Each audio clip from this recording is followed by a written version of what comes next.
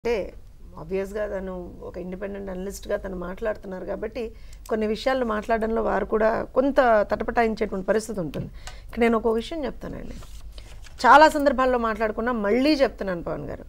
జగన్మోహన్ రెడ్డి అనేటువంటి వ్యక్తికి రాజకీయ విలువలు లేవు, కుటుంబ విలువలు లేవు, నైతిక విలువలు లేవు, మానవ విలువలు లేవు, ఏ విలువలు లేవు. Underline this point. ఏ విలువలు లేని వారిని ఆయనను ప్రజలు ఎన్నుకున్నారంట.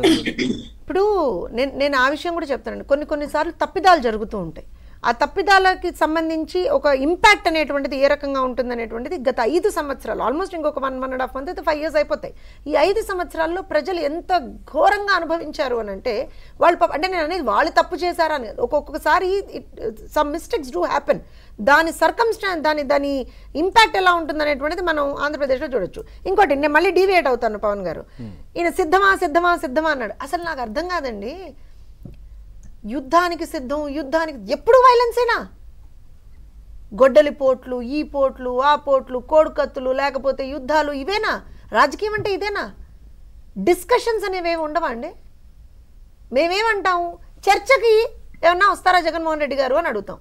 ఏ విషయం మేము వాళ్ళలాగా సిద్ధాలు యుద్ధాలు కాదండి. వీఆర్ ఇన్, మనం ఎందులో ఉన్నాం? డెమోక్రసీలో ఉన్నాం. డెమోక్రసీ ఏం చేస్తారు మేమే, అంతే కదా. మేము ఇప్పటివరకు మాట్లాడింది అదే కదా. ఏమయ్యా జగన్మోహన్ రెడ్డి, నువ్వు వస్తే అమరావతి కడతానన్నావు కదా, ఎందుకయ్యా జగన్మోహన్ రెడ్డి అమరావతి కట్టలేదని అడుగుతున్నాం. అంతేగా మేము అడిగేది. మరి అమరావతిపై చర్చకు సిద్ధమా జగన్మోహన్ రెడ్డి అని అడుగుతాం. రాష్ట్రానికి నువ్వు ఇస్తానన్నటువంటి క్యాపిటల్ ఏదైతే ఉందో, నేను అదే చెప్తున్నాను. మేము ఎప్పుడైనా సరే మేము రాజకీయాన్ని రాజకీయంగా మాత్రమే చూస్తామండి.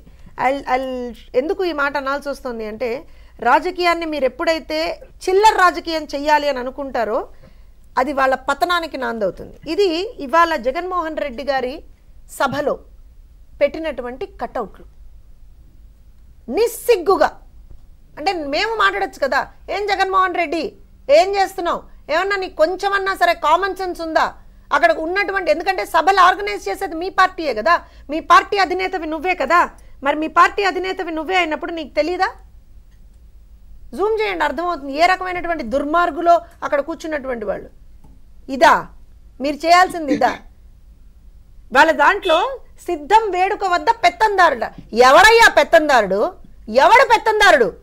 2 కిలోమీటర్లకి 200 కిలోమీటర్ల నుంచి ఏరోప్లేన్ తెచ్చుకొని ఆ ఏరోప్లేన్లో 2 కిలోమీటర్లు వెళ్ళే నువ్వు పెత్తందారుడివా?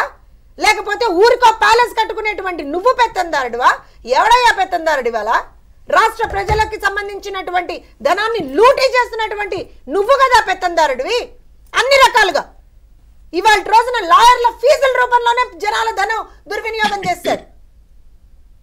ఇవాళ రంగులకని చెప్పి జనాల ధనం దుర్వినియోగం చేస్తాడు.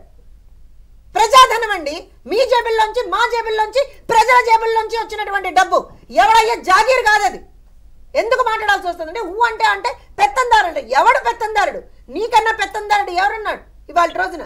జగనన్న పాలనలో తిరుపతిలో ఎడ్యుకేషన్ సమ్మిట్ ఏదో పెట్టారు, 3.5 కోట్ల రూపాయలు ఇచ్చారంట పేపర్. నేనేమంటున్నాను సార్, వీళ్ళ మాట వినండి. జగనన్న పాలనలో పేదలకు జరుగుతున్నటువంటి మంచిని అడ్డుకుంటున్నటువంటి ఈ పెత్తందారులపై యుద్ధానికి నేను సిద్ధం.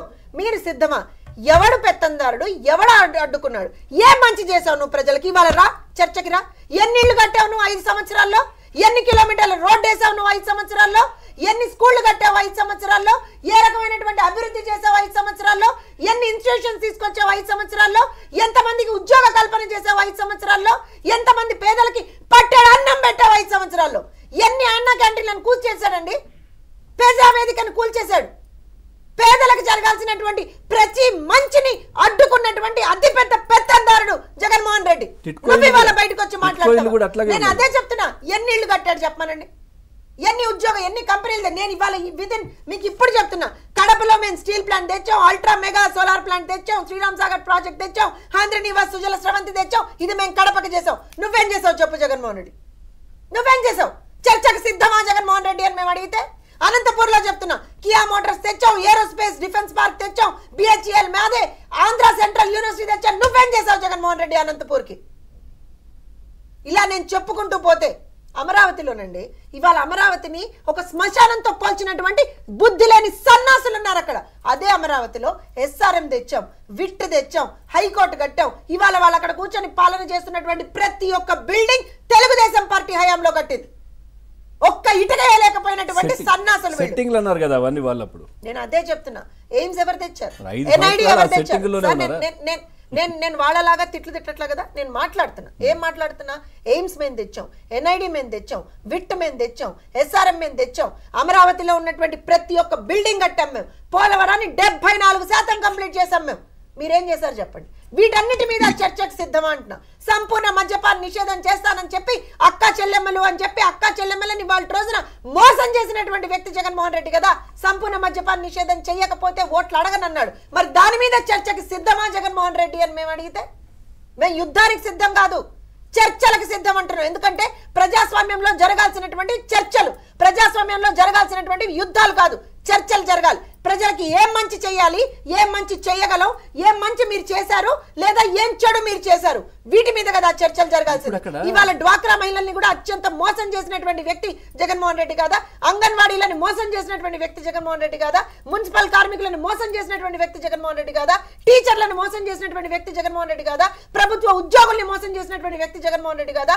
నిరుద్యోగుల్ని మోసం చేసినటువంటి వ్యక్తి జగన్మోహన్ రెడ్డి కాదా? రైతుల్ని మోసం చేసినటువంటి వ్యక్తి జగన్మోహన్ రెడ్డి కాదా? ఇవాళ ప్రతి విషయంలో మనం ఏ రకంగా మోసపోతున్నాం అనేటువంటిది ప్రజలు అర్థం చేసుకోవట్లేదు. అందుకే సిద్ధం అంటున్నారు కదా మళ్ళీ. నేను అదే చెప్తున్నాను. ఇంకెంత అంటే ప్రజల్ని మళ్ళీ మోసం చేయడానికి నువ్వు సిద్ధమా? Right. ప్రజల జీవితాలతో ఆడుకోవడానికి నువ్వు సిద్ధమా? ప్రజల ప్రాణాలతో చెలగాటం ఆడడానికి సిద్ధమా? దేనికయ్యా సిద్ధం జగన్మోహన్ రెడ్డి? సౌజన్య గారు